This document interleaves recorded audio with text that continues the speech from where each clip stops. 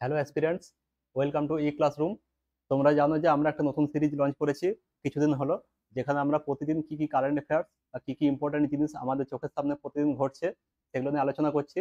এতে কি হচ্ছে, আমাদের প্রিপারেশন যেরকম আগাচ্ছে এবং তার সঙ্গে সঙ্গে তোমরা দেখেছো যে আমরা অন্যান্য যে টপিকসগুলো রয়েছে, যেখানে আমাদের হিস্ট্রি, জিওগ্রাফি, পলিটি, ইকোনমিক সব সাবজেক্টের সঙ্গে কিন্তু আমরা প্রতিদিনের যে কারেন্ট অ্যাফেয়ার্স সেটাকে লিঙ্ক করে দিচ্ছি। তাহলে কি আমরা একটা কম্প্রিহেন্সিভ প্রিপারেশন পাচ্ছি। তো আজকে দেখে নিই আমাদের 24 তারিখের ডেটে কি কি এমন ইম্পর্টেন্ট ঘটনা রয়েছে যেগুলো আমাদের জানা উচিত। প্রথম topic, who became the secretary of try.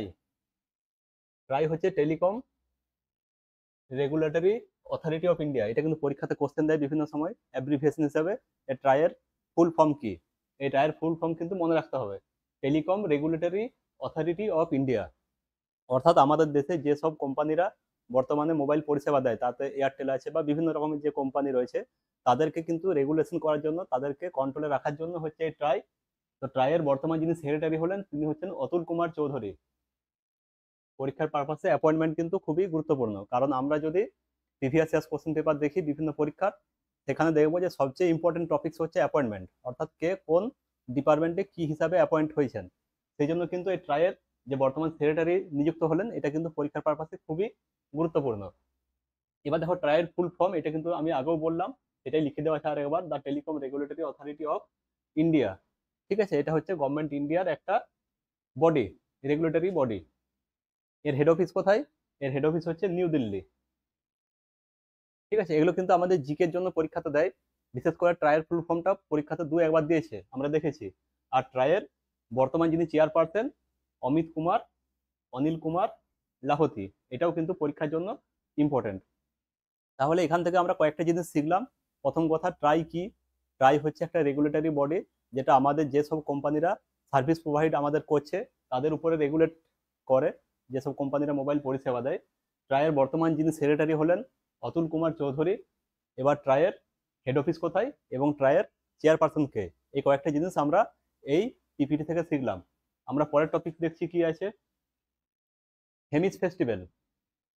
তোমরা যারা ভূগোলের স্টুডেন্ট বা ভূগোল নিয়ে পড়াশোনা করেছো তারা জানো যে হেমিস কিন্তু খুবই একটা ইম্পর্টেন্ট জায়গা। হেমিসে একটা ন্যাশনাল পার্ক আছে, হেমিস ন্যাশনাল পার্ক বলা হয়, যেটা কিন্তু লাদাখে অবস্থিত। তাহলে আমরা যদি এটা জানতাম যে হেমিস ন্যাশনাল পার্ক লাদাখে অবস্থিত, তাহলে যে এই কারেন্ট অ্যাফেয়ার্সটা রয়েছে যে হেমিস ফেস্টিভ্যাল, এটা কোন রাজ্যে সেলিব্রেট করা হয়? এটা হচ্ছে লাদাখে সেলিব্রেট করা হয়। ঠিক আছে, এবার হেমিস ফেস্টিভ্যালটা কি সেটা নিয়ে কিন্তু একটু আমাদের জানার আছে। হেমিস ফেস্টিভ্যালটা হচ্ছে একটা তিব্বেতন বুদ্ধিজম ফেস্টিভ্যাল, অর্থাৎ বৌদ্ধদের রিলেটেড একটা ফেস্টিভ্যাল। এখানে কি, যে গৌতম বুদ্ধের পুনরাগমন, রিইনকার্নেশন যেটা আমরা বলি, সেটা নিয়ে কিন্তু এটা সেলিব্রেট করা হয়। আর এটা জেনারেলি সেলিব্রেট করা হয় 16-17 জুন। ঠিক আছে, তো লাদাখে এবছর একইভাবে কিন্তু এটা সেলিব্রেট করা হয়েছে। It is the birth anniversary of Guru Padmasambhava. Guru পদ্মসম্ভবের birth anniversary হিসাবে এই হেমিস ফেস্টিভ্যালকে সেলিব্রেট করা হয় লাদাখে। ঠিক আছে, আর এর সঙ্গে একটা ড্যান্স ফেস্টিভ্যাল অর্গানাইজ করা হয়। তোমরা যারা ড্যান্স বা ফেস্টিভ্যাল সেসব নিয়ে পড়াশোনা করো বা আগে পড়েছো, তারা দেখবে এই ফেস্টিভ্যালটা নিয়ে আলোচনা করা হয় যে হেমিস ফেস্টিভ্যাল কি এবং কোথায় হয়। তাহলে হেমিস ফেস্টিভ্যাল লাদাখে হয়, এবং হেমিস ফেস্টিভ্যালের সঙ্গে সঙ্গে এখানে একটা ড্যান্স ফেস্টিভ্যাল আয়োজন করা হয়। যেটা কি জন্য? To celebrate the reincarnation of lord Buddha, অর্থাৎ ভগবান বুদ্ধের রিইনকার্নেশন, পুনরায় পৃথিবীতে আগমন, পুনরাগমন, এটাকে সেলিব্রেট করার জন্য কিন্তু হেমিস ড্যান্স ফেস্টিভ্যালও আয়োজন করা হয়। তাহলে এখান থেকে আমরা 3-4টা পয়েন্ট ভালোভাবে পেলাম। একটা হচ্ছে হেমিস ফেস্টিভ্যাল কোথায় হয়, লাদাখে। এর সঙ্গে যুক্ত আছে Hemis national park. Hemis national park, এটা পরীক্ষাতে অনেকবার কোশ্চেন দেয় বা দিয়েছে, এখনো দেয়, যে হেমিস ন্যাশনাল পার্ক এটা কোন জায়গায় অবস্থিত। তাহলে এটার আনসারও হবে একই, লাদাখে অবস্থিত। ঠিক আছে, হেমিস ফেস্টিভ্যাল কি জন্য আমরা সেলিব্রেট করি? না বুদ্ধিজমের আগমন, এটা দিয়ে আমরা সেলিব্রেট করি। এটা হচ্ছে birth anniversary of Guru Padmasambhava, Guru পদ্মসম্ভবের birth anniversary. আর তার সঙ্গে সঙ্গে একটা ড্যান্স ফেস্টিভ্যালও করা হয় এই হেমিস ফেস্টিভ্যালের সঙ্গে সঙ্গে, যেটা হচ্ছে গৌতম বুদ্ধের রিইনকার্নেশন, এটাকে নিয়ে।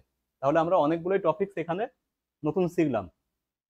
এরপরে দেখো খুব একটা ইম্পর্টেন্ট বই, যেটা এবছর কিন্তু পরীক্ষায় আসার জন্য প্রচুর ইম্পর্টেন্ট। ঠিক আমরা দেখি যে প্রচুর বইয়ের সম্পর্কে কোশ্চেন দেয়, সেরকমই একটা বই আমাদের বিখ্যাত অ্যাক্ট্রেস আলিয়া ভাট লিখেছেন। বইটার নাম কি? এড ফাইন্ডস এ হোম। বইটার ছবি এখানে দেওয়া আছে যাতে আমাদের কাছে জিনিসটা ভিজুয়ালি ক্লিয়ার থাকে, যাতে আমরা বইটা দেখলে বুঝতে পারি। ঠিক আছে, তাহলে এড ফাইন্ডস এ হোম, এই বইটা কে লিখেছে? আলিয়া ভাট। এটা কিন্তু পরীক্ষার জন্য ইম্পর্টেন্ট, কারণ আমরা দেখেছি এর আগে শিল্পা শেট্টি একটা বই লিখেছিলেন দি গ্রেট ইন্ডিয়ান ডায়েট বলে। ঠিক আছে, তো সেই বইটা কিন্তু যখন লিখেছিলেন শিল্পা শেট্টি, সেই সময় এমন কোনো পরীক্ষা থাকেনি যেখানে এই কোশ্চেনটা দেয়নি। ঠিক একইভাবে আমরা আশা করতে পারি, যেহেতু আলিয়া ভাট একজন বিখ্যাত অ্যাক্ট্রেস, সুতরাং এই কোশ্চেনটা এড ফাইন্ডস এ হোম, এই বইটা কার লেখা, এটা কিন্তু পরীক্ষায় আসার প্রচুর সম্ভাবনা রয়েছে। সুতরাং এটা আমরাকে খুবই কেয়ারফুলি মনে রাখতে হবে।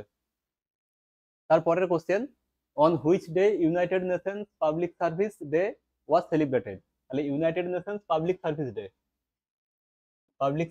ডে এটা কবে সেলিব্রেট করা হয়? দেখো আনসার এখানে দেওয়াই আছে, 23শে জুন এটা সেলিব্রেট করা হয় প্রতি বছরই। ঠিক আছে, তো 2024-এর জন্য যে থিম, সে থিমটা কি? Fostering innovation and global challenges a public sector perspective. এটা হচ্ছে এবছরের থিম। আমরা দেখেছি, আমি আগেও বরাবরই যখন এর আগে দুটো ক্লাস নিয়েছি সেখানেও বলেছি যে আমাদের পরীক্ষায় কোন ডেটা এই জন্য বিখ্যাত সেটার থেকেও বেশি গুরুত্বপূর্ণ হয়ে দাঁড়িয়েছে যে সেই ডের এবছরের থিম কি আছে। সুতরাং এই থিমগুলো কিন্তু একটু মানে কেয়ারফুলি খুব ভালোভাবে আমাদের পড়তে হবে এবং নোট করে রাখতে হবে। ঠিক আছে, এবার দেখো এই 23শে জুন আর কি কি জন্য বিখ্যাত? 23শে জুন ইন্টারন্যাশনাল উইডো ডে। আর কি জন্য বিখ্যাত? International Olympics day. তাহলে আরো মানে আমরা United Nations public service day বাদ দিয়েও 23 তারিখ আরো দুটো দিনের জন্য বিখ্যাত। সেটা হচ্ছে widow day, international widow day, আর ইন্টারন্যাশনাল অলিম্পিক ডে। এবার যেহেতু এখানে অলিম্পিক কথাটা উঠে এলো, অলিম্পিক নিয়ে আমরা কয়েকটা ইনফরমেশন এখানে দিয়েছি। যে অলিম্পিক কমিটি যারা প্রতি বছর প্রতি 4 বছর পর পর অলিম্পিক খেলা আয়োজন করে, সেই অলিম্পিক কমিটি কত সালে তৈরি হয়েছিল? 1894 সালে 23শে জুন এটা তৈরি করা হয়েছিল। এর হেড অফিস কোথায়? এর হেড অফিস হচ্ছে লাউসেন, সুইজারল্যান্ডের হেড অফিস। আর বর্তমানে এই অলিম্পিক ইন্টারন্যাশনাল অলিম্পিক কমিটি এর চেয়ারম্যানকে টমাস বাচ। এটা কিন্তু পরীক্ষাতে দেয়, কারণ একটা ইম্পর্টেন্ট কমিটি হচ্ছে ইন্টারন্যাশনাল অলিম্পিক কমিটি। সুতরাং এই কমিটির চেয়ারম্যান যে বর্তমানে প্রেসিডেন্ট আছেন টমাস বাচ, এটা কিন্তু পরীক্ষাতে এর আগেও দিয়েছে। এবং বর্তমানে আমরা আশা করি যে সামনে যে আমাদের অলিম্পিক খেলা আছে সেই জন্য কিন্তু অলিম্পিক কমিটি খুবই ইম্পর্টেন্ট হতে চলেছে। এর প্রেসিডেন্ট বা অন্যান্য যে রিলেটেড টার্মসগুলো রয়েছে অলিম্পিকে, সেগুলো নিয়ে তোমরা কিন্তু একটু পড়াশোনা করবে। এরপরে দেখো, ISRO successfully conducted third and final Pushpak reusable launch experiment. Pushpak নামে একটা রিইউজেবল, যাতে পুনরায় আমরা ইউজ করতে পারি সেরকম লঞ্চ এক্সপেরিমেন্ট এটা করেছে। অর্থাৎ কি, আমরা যে রকেটগুলো পাঠাই সেগুলো যাতে ফিরে এসে আবার আমরা পরের বার ইউজ করতে পারি, সেম জিনিসটা নিয়ে একটা নতুন লঞ্চ ভেহিকল তারা তৈরি করেছে পুষ্পক। সেটার কিন্তু তারা ফাইনাল ট্রায়াল, ঠিক আছে, সাকসেসফুলি কন্ডাক্ট করলো। ঠিক আছে, এটা কিন্তু পরীক্ষার জন্য ইম্পর্টেন্ট। কোথা থেকে করা হলো? চিত্রদুর্গ, কর্ণাটক। তাহলে চিত্রদুর্গ, কর্ণাটকে এই লঞ্চ ভেহিকলটার সাকসেসফুল এক্সপেরিমেন্ট করা হলো। This is the third and final test. ঠিক আছে, থার্ড এবং ফাইনাল টেস্ট, অর্থাৎ 3টা টেস্ট করার কথা ছিল, তার মধ্যে এটাই ফাইনাল এবং যেটা সাকসেসফুলি ইসরো কন্ডাক্ট করতে পেরেছে। আশা করি এরপরে যে আমাদের মিশনগুলো থাকবে সেক্ষেত্রে এই যে পুষ্পক রিইউজেবল লঞ্চ ভেহিকল এটা ইউজ করা হবে। এতে কি হবে? সরকারের যে অনেক খরচ, ঠিক আছে, কারণ একবার যদি আমরা লঞ্চ ভেহিকল পাঠাই সেটা তার ফিরে আসে না, সেটা নষ্ট হয়ে যায়। তাহলে যে খরচটা বিপুল পরিমাণ থাকে সেটা অনেকটা কমবে। এবং এই জিনিসটা বারবার ইউজ করলে এটা একটা কিন্তু ভারতের ইসরোর ক্ষেত্রে একটা দারুণ ব্যাপার হয়ে যাবে ব্যাপারটা। এরপরের কোশ্চেন দেখো, India will start e medical visa to which country. একটা কোশ্চেন দেওয়া হয়েছে, ই মেডিকেল ভিসা। আমরা জানি সবাই ভিসা যে বিদেশ যাওয়ার জন্য আমাদের কাজে লাগে, তাহলে এরকম একটা ই মেডিকেল ভিসা যে যারা চিকিৎসা করাতে আসবে তাদের জন্য এই ভিসাটা কাজে লাগবে, সেটা কি বাংলাদেশের জন্য এটাকে অ্যাপ্রুভ করলো। আমরা দেখেছি যারা কলকাতা যায়, যে কলকাতার হসপিটালে প্রচুর বাংলাদেশ থেকে এরকম মানুষ আছে যারা শুধুমাত্র চিকিৎসা করায় এবং চিকিৎসা করে তারা আবার ফিরে যায়। তাহলে মানুষের যাতে হেডেক কম হয়, মানে হ্যাসেল ফ্রি যাতে মেডিকেল ট্রিটমেন্ট মানুষ পায়, তার জন্যই কিন্তু এই মহান ইনস্টিটিউটটা দ্য মেডিকেল ভিসা এটা ভারত সরকার চালু করলো এবং এটা কিন্তু শুধুমাত্র বাংলাদেশের জন্যই। তাহলে এটা কিন্তু খুবই ইম্পর্টেন্ট পরীক্ষার পারপাসে, যে ই মেডিকেল ভিসা যেটা বর্তমানে স্টার্ট হলো এটা কোন দেশের ক্ষেত্রে প্রযোজ্য? আনসার হবে কি? বাংলাদেশ। নেক্সট কোশ্চেন দেখি, যেটা এখন কিন্তু আমাদের বর্তমানে চলছে। আমরা জানি যে আমাদের কিছুদিনের আগেই লোকসভা ভোট হলো, তারপরে আমরা লোকসভা বিধানসভা এবার শপথ বাক্য পাঠ হবে, ঠিক আছে, মন্ত্রীরা মন্ত্রী পরিষদ গঠন করবে। তো সেই রিলেটেড একটা question, which constitutional amendment limited the strength of council of minister two 15%? অর্থাৎ আমাদের টোটাল যে লোকসভার মেম্বার আছে, আমরা জানি লোকসভাতে সর্বোচ্চ 552 মেম্বার হতে পারে। তো সেই 552 মেম্বারের মধ্যে তার 15%, এটা হচ্ছে সর্বোচ্চ মেম্বার, মানে আমাদের মন্ত্রী হতে পারে, এর বাইরে কিন্তু মন্ত্রী হতে পারবে না। তো এই যে ব্যাপারটা ফিক্সড করেছে 15% কোটা, এটা কোন অ্যামেন্ডমেন্টে করা হয়েছিল? আমাদের আনসার হচ্ছে 91তম কনস্টিটিউশনাল অ্যামেন্ডমেন্ট, যেটা 2003 সালে পাস করা হয়েছিল। সেই আইনে কি বলা ছিল? সেখানে দেখো এই জিনিসটা বলা ছিল যে council of ministers including prime minister, মানে প্রাইম মিনিস্টার সহ টোটাল 50%-এর বেশি কিন্তু ক্রস করবে না। আমাদের যে টোটাল সিট, তার 15% কিন্তু ক্রস করবে না, অর্থাৎ 15%-এর মধ্যে যতগুলো পোস্ট হয় তার মধ্যে প্রাইম মিনিস্টার সহ এটা মন্ত্রিসভা গঠন করতে হবে। মানে এমন নয় যে আমি আমার পছন্দ মতো করে অনেক মিনিস্টার করে দিলাম, এটা কিন্তু সম্ভব নয়। এবং সেই লিমিটেশনটা এনেছে একমাত্র 91তম কনস্টিটিউশনাল অ্যামেন্ডমেন্ট, যেখানে কিন্তু এই জিনিসটা স্পষ্ট করে বলে দেওয়া আছে। এছাড়াও আরেকটা জিনিস এখানে বলে দেওয়া আছে যে যদি কোনো মেম্বার অ্যান্টি ডিফেকশন লতে, আমরা জানি যে 10 শিডিউল কনস্টিটিউশনের, সেখানে অ্যান্টি ডিফেকশন ল নিয়ে বলা আছে, অর্থাৎ কে কার এমপি পদ খারিজ হয়ে যেতে পারে, সেটা নিয়ে ডিটেলসে আলোচনা করা আছে। তো সেক্ষেত্রে বলা আছে যে পার্লামেন্টে যদি এরকম কোনো এমপি ডিসকোয়ালিফাইড হয়ে যায়, তাহলে কিন্তু সে মন্ত্রীও হতে পারবে না, মন্ত্রীর পদও কিন্তু তার ডিসকোয়ালিফাইড হয়ে যাবে। এটা 91 কনস্টিটিউশনাল অ্যামেন্ডমেন্টে 2003 সালে এই আইনটা পাস হয়েছিল। আর বর্তমানে আমাদের লোকসভায় সিট কতগুলো আছে? লোকসভায় সিট হচ্ছে 552টা। এর মধ্যে 550টা হচ্ছে ডাইরেক্টলি ইলেক্টেড, ঠিক আছে, স্টেট থেকে বা ইউনিয়ন টেরিটরি থেকে ইলেক্ট হয়। আর লাস্ট যে দুটো, এটা হচ্ছে যদি কোনো অ্যাংলো ইন্ডিয়ান এই রিপ্রেজেন্টেশন কমে যায়, তখন আমাদের প্রেসিডেন্ট, অনারেবল প্রেসিডেন্ট আরো দুজনকে নিয়োগ করতে পারে এমপি হিসাবে অ্যাংলো ইন্ডিয়ান কমিউনিটি থেকে। তো এটা হচ্ছে টোটাল আমাদের টপিকসটা ছিল আজকে, যে কোন কনস্টিটিউশনাল অ্যামেন্ডমেন্টে আমাদের 15% কোটা, অর্থাৎ লোকসভাতে 15%-এর বেশি, বা আমাদের যে সিওএম, অর্থাৎ কাউন্সিল অফ মিনিস্টার্স, এতে 15%-এর বেশি আহ, আমাদের মিনিস্টার হতে পারবে না। এটা কিন্তু 91 অ্যামেন্ডমেন্ট, এটা কিন্তু ভালো করে মনে রাখতে হবে। এর পরের কোশ্চেন দেখো, যে কে হ্যাট্রিক করলো 2024 টি20 ওয়ার্ল্ড কাপে? হু টুকে হ্যাট্রিক? হ্যাট্রিক মানে জানি 3টা উইকেটে নেওয়া, ঠিক আছে, 3টা উইকেটের হ্যাট্রিক টি20 ওয়ার্ল্ড কাপে কে করলো এই বছর? প্যাট কামিন্স, অস্ট্রেলিয়ার ফাস্ট বোলার প্যাট কামিন্স, যে 2024 সালের আমাদের আগে যে ইয়েটা হলো, বিশ্বকাপটা হলো, তাতে ক্যাপ্টেন ছিলেন অস্ট্রেলিয়ার। তিনি কিন্তু একটা হ্যাট্রিক করলেন, ঠিক আছে, কাদের বিরুদ্ধে করলেন? বাংলাদেশের বিরুদ্ধে 3টা উইকেট নিয়ে হ্যাট্রিক করেছেন।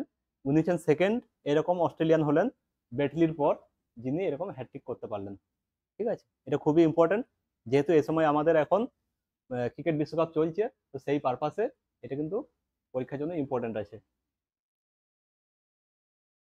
দেখো সারথি 2.0 একটা নতুন মোবাইল অ্যাপ, এটা একটা মোবাইল অ্যাপ। এই অ্যাপগুলো এখন পরীক্ষাতে দেয়, যে এই অ্যাপটা কারা তৈরি করেছে আর কি কাজের। তবে অ্যাপটা তৈরি করেছে সেবি। তো সেবির ফুল ফর্ম কি, এটা বিভিন্ন পরীক্ষাতে দেয়। সেবির ফুল ফর্ম কি? Securities and exchange board of India. Securities and exchange board of India, অর্থাৎ যারা সিকিউরিটি মার্কেট বা কমোডিটি মার্কেট যেটা যারা কন্ট্রোল করে, তারাই হচ্ছে সেবি, ঠিক আছে। এটা মিনিস্ট্রি অফ ফিনান্সের আন্ডারে কাজ করে। এবার সেবি কত সালে এস্টাবলিশ হয়েছিল? 1988 সালে 12 এপ্রিল এটাকে এস্টাবলিশ করা হয়, ঠিক আছে। আর এটা কার্যকর হয় 1992 সালে, ঠিক আছে। আর একটা ইম্পর্টেন্ট কোশ্চেন যেটা ইকোনমিক্সে দেয়, বা যারা এমনি পরীক্ষা দিচ্ছ তারা দেখবে এই কোশ্চেনটা হয়তো আগে পেয়েছো, সেটা হচ্ছে সেবি কোন কমিটির রেকমেন্ডেশনের ফলে তৈরি হয়েছিল? সেটা হচ্ছে নরসিংহম কমিটি। এই নরসিংহম কমিটি এর রেকমেন্ডেশন করেছিল, এবং তার ফলেই কিন্তু আমাদের সেবি গঠন করা হয়েছিল। এটা আমাদের লাস্ট কোশ্চেন, ঠিক আছে। যে ইউরো কাপ যেটা হচ্ছে, সেই ইউরো কাপের হোস্ট কান্ট্রি কে? ইউরো কাপ আমরা সবাই এখন দেখছি, ঠিক আছে, এর হোস্ট কান্ট্রি হচ্ছে জার্মানি, অর্থাৎ ইউরো কাপ জার্মানিতে হচ্ছে এবছর। তো এগুলোই ছিল টোটাল আজকে আমাদের কারেন্ট অ্যাফেয়ার্সের টপিক। এই কারেন্ট অ্যাফেয়ার্সগুলো তোমরা বাড়িতে রেডি করো, এবং কারেন্ট অ্যাফেয়ার্সের সঙ্গে সঙ্গে এটার সঙ্গে যে যে সাবজেক্ট রিলেট হচ্ছে সেগুলো একটু ভালো করে পড়ো, তাহলে কিন্তু তোমাদের একটা কম্প্রিহেন্সিভ প্রিপারেশন হয়ে যাবে। Thank you.